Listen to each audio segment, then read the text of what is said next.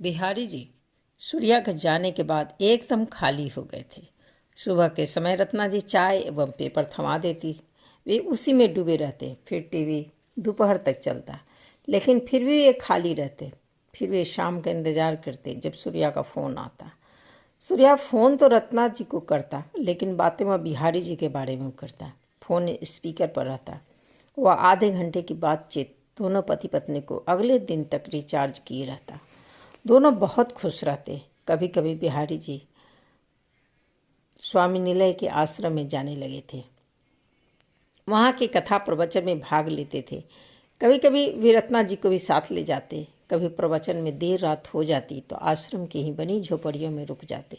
ये स्वामी निलय के प्रवचनों का ही असर था कि वे घर में भी रामायण और गीता पाठ करते।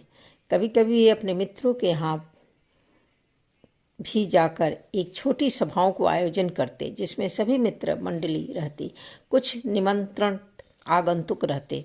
अच्छी सभा जमती थी। बार बिहारी जी रत्ना जी के कहने पर अपने बच्चों से भी बात करने की कोशिश किए।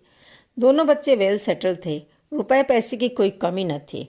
उन दोनों के पास बड़ा बेटा ऑस्ट्रेलिया में एक बड़ी कंपनी में डेवलपर था।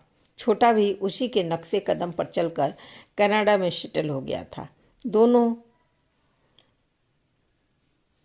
ने फोन करने पर दोनों ने अति संक्षिप्त बातचीत किया। बिहारी जी का मन था कि बच्चे अगर बुलाते तो वे और रत्ना जी दोनों उनके पास घूम फिर कर आते, जिससे थोड़ा सा मन भी बदलता और जगह का भी बदलाव हो जाता। परंतु दोनों बच्चों ने बुलाना तो दूर, ढंग से बातचीत भी नहीं किए। बिहारी जी की आंखों में आंसू आ गए। उन्होंने फ़ोन रख दिया। तभी फ़ोन पर सूर्या का नाम चमका। बिहारी जी खुश हो गए। सूर्या का फ़ोन आना उनके लिए बेशकीमती निधि प्राप्त करने के समान था। सूर्या ने नित्य का विवरण सुनाया, हाल चाल पूछा, फिर रत्ना जी से बात करने की इच्छा प्रकट की। रत्ना जी पास में ही थी। उनकी पलकों पर आते आते आंसू को उन्होंने समेट लिया था। जिन पुत्रों के कारण आज उनका हृदय जल रहा था, रघुनाथ के दत्तक पुत्र ने उस पर मरहम लगा दिया था। ये सारे संस्कार, एक उत्तम स्कूली शिक्षा, ज्ञानमय भारतीय परिवेश और निश्चल प्रेम के कारण संभव हुआ था। अशिक्षित रघुनाथ, मूक गौरी, जिनके हृदय में छल छल बहता हुआ पवित्र वात्सल्य प्रेम था, जिसे पल्लवित एवं पुष्पित करने में बिहारी जी और रत्ना जी का भी महत्तम योगदान था। बिहारी जी जब भी सूर्या को गले से लगाते, उन्हें अपना पितृत्व धन्य लगता। रत्ना जी तो बस 24 घंटे सूर्या की माला जपती रहती। ऐसा अखंडित प्रेम था तीनों का। दिन यूं ही बीत रहे थे, आलस्य से भरे हुए। एक दिन बिहारी जी ने रत्ना जी से कहा, चलो हरिद्वार घूम आते हैं। सूर्या तो अभी आएगा नहीं। जैसा आप कहें, रत्ना जी बोली, और उन्होंने सूर्या को फ़ोन लगाया। 2 दिन 3 रिंग जाते ही सूर्या ने फ़ोन उठा लिया था। रत्ना जी हरिद्वार दर्शन की बात बतलाई। बिहारी जी ये तय करने में लग गए कि हरिद्वार में कहाँ कहाँ जाना है, क्या क्या दर्शन करना है। गूगल मैप पर उन्होंने रास्ते की भी जानकारी ले ली थी। तय हुआ कि ठंड थोड़ी कम हो जाए तो होली के बाद निकला जाए। तब तक रत्ना जी तैयारी भी कर लेंगी और सूर्या तो होली में आएगा ही। दोनों पति पत्नी बच्चों जैसे खुश हो गए। दोनों एक दूसरे के लिए जी रहे थे और सूर्या भी ही उनका संपूर्ण आशा का केंद्र बना हुआ था। होली में अभी 40-45 दिन था। रत्ना जी ने धीरे धीरे यात्रा की तैयारी करनी शुरू कर दी, परंतु सूर्या चिंतित था। इधर बिहारी जी ही बड़े ही उत्साहित हो गए थे। उन्होंने इसकी चर्चा अपनी मित्र मंडली में भी की। उनकी यात्रा को लेकर मित्र मंडली बड़ी ही उत्सुक थे। कई साथ चलने को भी तत्पर थे। दोस्तों की महफिल बड़ी देर तक चली, परंतु कुछ फाइनल न हुआ। रात को 10 बज गए। मित्र मंडली से निपट कर वे बड़े मज़े से पान चबाते हुए गुनगुनाते हुए चले आ रहे हैं। इधर रत्ना जी भरी बैठी थी। वे हरिद्वार दर्शन को लेकर उत्सुक थी और स्त्री सुलभ इच्छा थी कि महाशय जी थोड़ा बैठकर साथ में कार्यक्रम की रूपरेखा बनाते, परंतु इनको तो अपने मित्रों से फुर्सत नहीं है। तो रत्ना जी का क्रोध अपनी चरम सीमा पर था। दरवाज़ा खटखटाए, फिर थोड़ा रुके, समय देखे तो रात के 11 बज रहे हैं। अब बिहारी जी को पसीने पसीने हो गए। अरे ये तो मैंने बहुत देर कर दी। शाम को जलेबी लाने को भूली थी और जलेबी तो कब की दोस्तों की चिल्लम पो में दिमाग से ही निकल गई। अब क्या करें, आज तो खैर नहीं, श्रीमती जी का लेक्चर आज रात भर सुनना पड़ेगा। पर बिहारी जी भी कम न थे। मिनटों में कहानी मन ही मन बना लिए। घंटी पर हाथ रखा और बगल में एक बड़ा पत्थर पड़ा था, उसे उठाकर धड़ाम से नीचे गिरा दिया और खुद आह करके बैठ गए। आह भी इतने जोर से किए कि दरवाजे के उस पार खड़ी रत्ना जी, जो आसानी से सुन रही थी, सुन ले। हुआ बड़े हुई यही क्षण भर में दरवाज़ा खुल गया। रत्ना जी हड़बड़ाई हुई निकली। क्या हुआ जी, गिर गए क्या?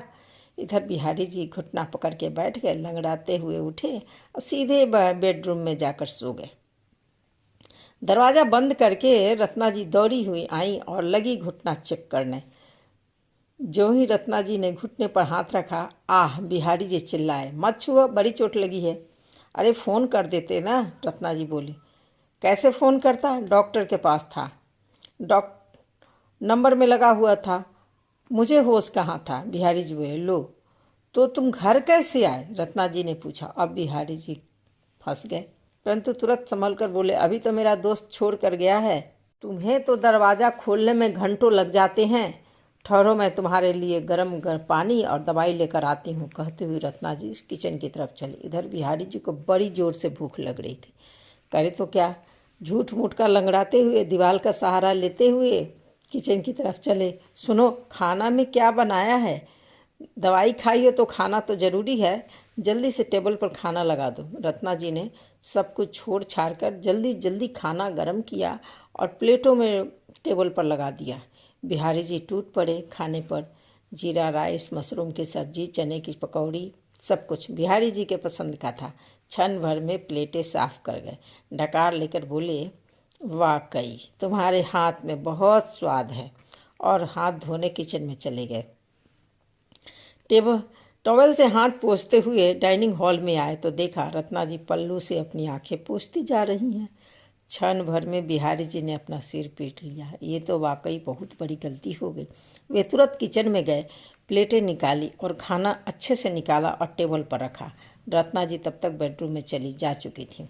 बिहारी जी चुपचाप पीछे से गए और रत्ना जी के सामने कान पकड़कर खड़े हो गए। रत्ना जी अपनी आंखें और नाक पोंछती जा रही थी। तुम झूठ बोल रहे थे ना कि तुमको चोट लगी है? मेरा सारा शरीर थरथरा रहा था और आप मज़े ले लेकर खाना खा लिया, एक बार पूछा भी नहीं। मैं तुम्हारे लिए भूखी बैठी थी, कहकर रत्ना जी फवक फवक कर रोने लगी। अब बिहारी जी की बोलती बंद थी। सारी कहानी जो मन में दोहरा रहे थे कि भूल चुके थे। वे रत्ना जी के आंखों से बहते आंसू को देख ही नहीं सकते थे। उन्हें रत्ना जी के दोनों हाथों को पकड़ा, बहुत प्यार से उन्हें खींचकर टेबल तक लाए, कुर्सी खींचकर बैठाए और हाथ से चम्मच थमाया और बोले, माफ़ करो, मुझे लगा तुम मुझे देर से आने के लिए बहुत डांटोगी, इसलिए मुझे कहानी गढ़नी पड़ी।